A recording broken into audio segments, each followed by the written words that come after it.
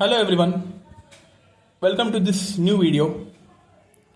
So in our previous video we have discussed a few of the problems, right, related to all the derivations we have discussed in our previous videos of arithmetic mean, the resonating frequencies, cutoff frequencies, all bandwidth, selectivity, quality factor, all these formulas which and all of them are interrelated to each other by some of the common terms which you have seen, okay.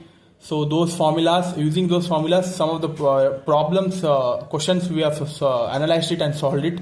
Okay, those who have not seen that video, please go and see it. So we have one more important derivation. In one of the previous sessions, we have discussed one derivation related to series resonance, right? And we have seen one expression for that of the resonating frequency f0. That is 1 divided by 2 pi square root of LC. That is for series resonance.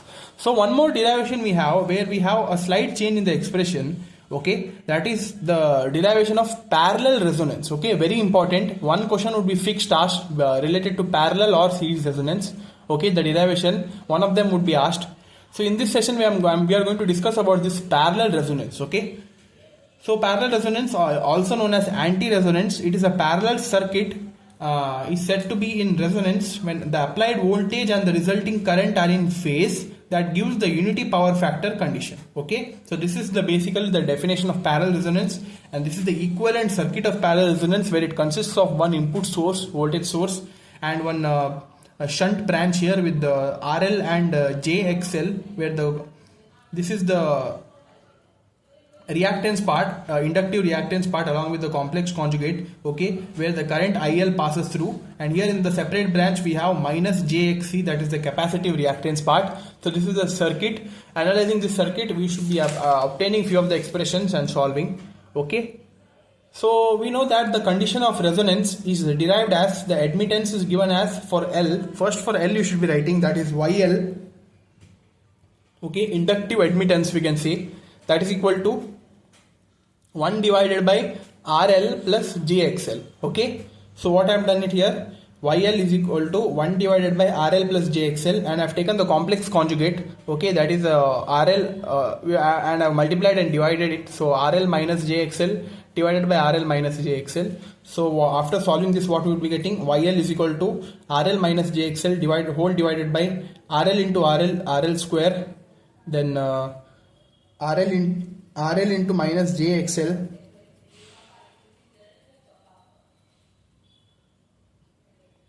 RL into minus JXL, that we would be getting around minus JXL RL. Okay, then plus JXL into RL, so plus JXL RL, so those two would be getting cancelled, so I have not written it here. So then we have minus plus JXL into minus JXL, so that we would be getting around minus J square XL square. So we know that the value of J square, that is a minus 1. So minus of minus 1 in plus 1. So we would be left with only XL square, right? J square is minus 1. We have minus sign already here. So minus of minus 1 would be plus 1, and we would be left with only XL square. So that only I have written it here. RL square plus XL square. Okay. So YL is equal to RL minus J omega L. Okay, we know that the XL is equal to omega times L for inductive reactance. That I have substituted here. So RL square plus XL the whole square, that is omega square L square. Okay, that I have substituted here. So this is the value of YL. Similarly, write the admittance value of for C is given as YC is equal to 1 divided by minus JXC. Okay, because here in the denominator part we had in one branch the resistor as well as the inductive reactance. But here in another branch we have only the capacitive reactance as per the circuit diagram. Okay, so what I have done is my YC is equal to J divided by 1 by XC. So XC is the value of XC is 1 by omega C. So J into 1 divided by 1 by omega C. So if you bring it to the numerator, we would be getting YC is equal to J omega C. So total admittance is Y is equal to YL plus YC. Okay, that is Y is equal to the value of YL plus YC. Okay, then what I have done is I have splitted this, that is RL divided by RL square plus omega square L square minus J omega L divided by RL square plus omega L square omega square L square plus J omega C. Then what I have done is here these two I have grouped together by taking J common. Okay, So this is the real part, and after taking j common and writing the common terms here in the bracket, this is the imaginary part. Okay, so this is the value of in the total admittance, where we have one real part and one imaginary part, which is of the form y is equal to g plus jb. Okay, this expression stands for the real part and imaginary part consisting of the admittance. So here in this g stands for the conductance and b stands for the susceptance. Okay, so in this case the value of g and b we are having, this is the value of g, this is the value of g, and this is the value of b. Okay, so at resonance, the imaginary part, i.e. the susceptance, is 0. Okay. So at resonance, the value of omega is equal to omega AR, where AR stands for anti-resonance or parallel resonance. Okay. So here the value of omega is equal to omega AR, and also the susceptance part is equal to 0. Okay. That is, this part, this whole thing would be equal to 0. Okay. So omega AR C minus omega AR L divided by RL square plus omega AR the whole square L square equal to 0. This is the susceptance part. Okay, so I have taken only the bracket part here and equated it to 0, and this whole term I brought it to other side, so we can cancel omega AR. We would be left with C, and this whole term I have cross multiplied here, so we would be left with RL square plus omega AR square L square into C equal to L. Okay, so this whole expression is equal to L by C. Okay, that I have written it in written it as equation star. Now omega AR the whole square L square is equal to L by C minus this RL square I have brought it to other side. Okay, so omega AR square is equal to this L square, right? I am dividing it in this whole equation. So what would be left here? L divided by L square C minus RL square divided by L square. So here L we can cancel, so we would be left with 1 by LC minus RL square by L square. So here we have square, so bring this square root to other side, so we would be left with omega AR is equal to the whole square root of 1 by LC minus RL square by L square. So we know the value of omega AR, that is equal to 2 pi f AR. Okay, since the value of omega is equal to 2 pi f. Okay, so that after substituting what we would be getting, this 2 pi we should be dividing here, so it would be 1 by 2 pi here with this term. So this is the value of the series parallel resonance FAR. Okay, that is equal to 1 divided by 2 pi into square root of 1 by LC minus RL square divided by L square. Okay, so this is the value of FAR.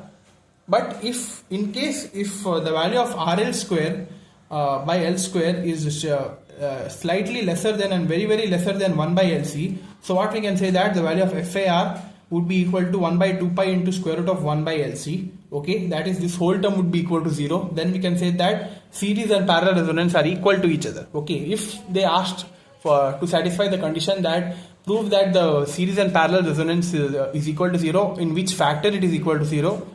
Only in this factor, when the value of RL square by L square is very less than 1 by LC, so these two would be identically equal, and that the whole term would be equal to 0. Okay, so this is the derivation of parallel resonance. Okay, hope you understood this very carefully. Now let us get to the one more important derivation, that is resonance by variation of inductance and capacitance. Okay, what are the values which we get for the inductance and capacitance if we vary them? Okay, what are the resonance factors, or what changes we can see? Let us see that. So first is resonance by varying inductance. If resonance is varied, achieved by varying only the inductance in the circuit, 2-branch RLRC circuit, then the condition for resonance is given as BL is equal to BC. Okay, if only the inductance is varied. Okay, so the formula for BL is XL divided by RL square plus XL square, and BC is XC divided by RC square plus XC square. Okay, that is equal to XC divided by ZC square, since we know that ZC square is equal to RC square plus XC square. Okay, so this is equal to XC divided by ZC square. So I have multiplied here, XL into ZC square is equal to XC into RL square plus XC into XL square XC. So XL square XC minus this term plus this term is equal to 0. I brought it to the one single side and I have made this equal to 0.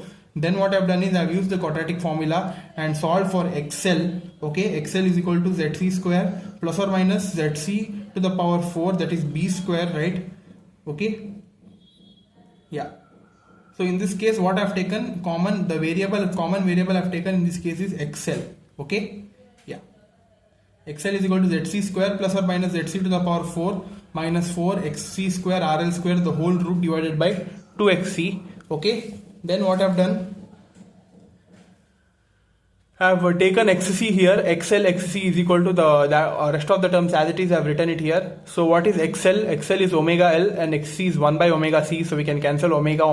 Would be left with L by C is equal to this whole term. Okay. And now we needed the value of inductance. Okay, L. So what I've done is this C whole thing I've multiplied with this term here. So we would be getting the value of L as L is equal to C by 2 into ZC square plus or minus square root of ZC to the power 4 minus 4 XC square RL square. So this is the value of inductance which you have got if we vary with respect to the resonance. Okay, we have few of the factors which you need to be noting down. If ZC to the power 4 is much greater than this term 4 XC square RL square, L has two values for the circuit to resonance. If this is greater than this, okay, if ZC to the power 4 and these two are equal, then we can say that this whole term would be getting cancelled out and we would be left with L is equal to C into ZC square divided by 2, okay, at resonance.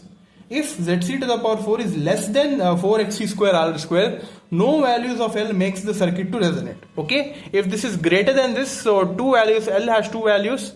If this is less than this, L has no values. And if these two are equal, then we can say that the circuit is in resonance where the L is equal to C into ZC square by 2. Okay, so this is for resonance by varying inductance.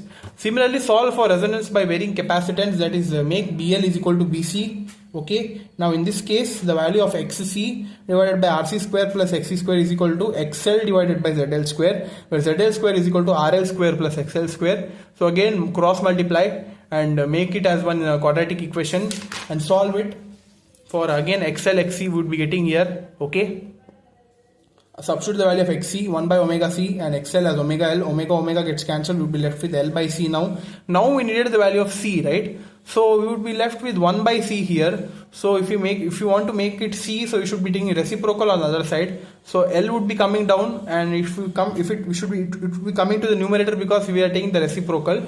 So C is equal to 2L divided by ZL square plus or minus square root of ZL power 4 minus 4XL square RC square.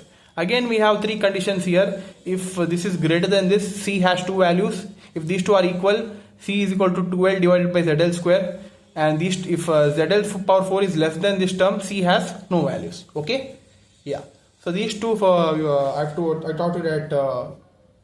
thought that this would be important, so that's why I've told you this derivation. Okay, just to understand the relationship between some of the factors, including resonance.